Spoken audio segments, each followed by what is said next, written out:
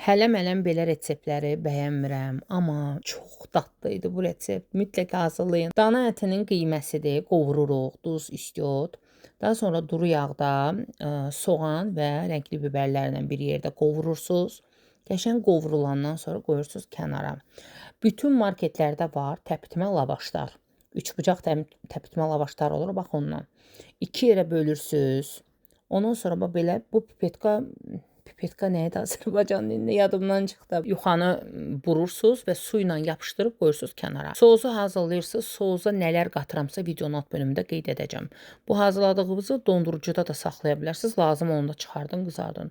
Ondan sonra da tavaya duru yağ əlavə eləyin. Orta atəşdə qəşəng qızardın. Xırt-xırt olana kimi. Elə qəşəng, elə dadlı olur qızlar. Tək də yeyəndə adama çox xoş olur. Və ondan sonra boşqabın tən ortasına qiymədən kənarlarına soz və üzərindən yerləşdirirsiniz qızartdığınız yuxanı. Məclisə verəndə isə qonağınız gələndə yuxanı ən sonda yığın sozun üzərinə. Vəssalam. Səsə baxın.